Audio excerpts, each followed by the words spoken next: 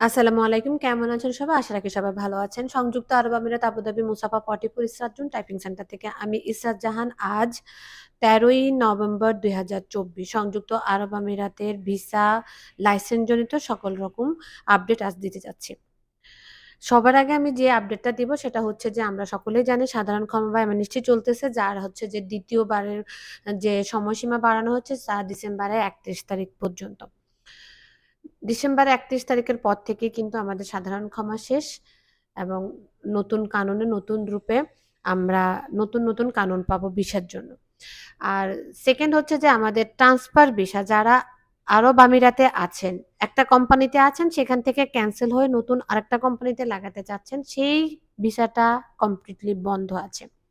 Normal labour category.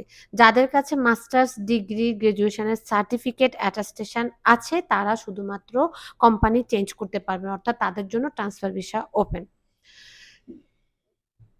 তারপর হচ্ছে visit visa এখন পর্যন্ত বন্ধ আছে আউটসাইড কান্ট্রি, এবং ফ্যামিলি ভিসা আউটসাইড কান্ট্রি এখন পর্যন্ত বন্ধ আছে।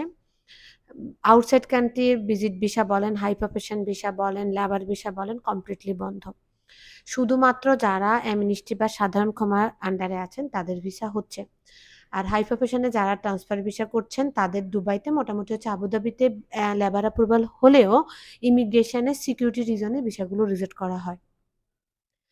আরেকটা মোস্ট ইম্পর্টেন্ট নিউজ যেটা আমি দিতে চাচ্ছি, যারা আপনারা নতুন ট্রেড লাইসেন্স করতে চাচ্ছেন অর্থাৎ নতুন বিজনেস করার জন্য লাইসেন্স করতে চাচ্ছেন আবুধাবিতে, তারা একটু সতর্ক হবেন যাদের আইডি এক্সপায়ারি হয়ে গেছে, যারা নিজের নামে নিজের নামে 100% অনারশিপ নিয়ে লাইসেন্স ওপেন করতে চাচ্ছেন, তাদের আইডি এক্সপায়ারি হওয়ার আগে লাইসেন্স উঠাবেন।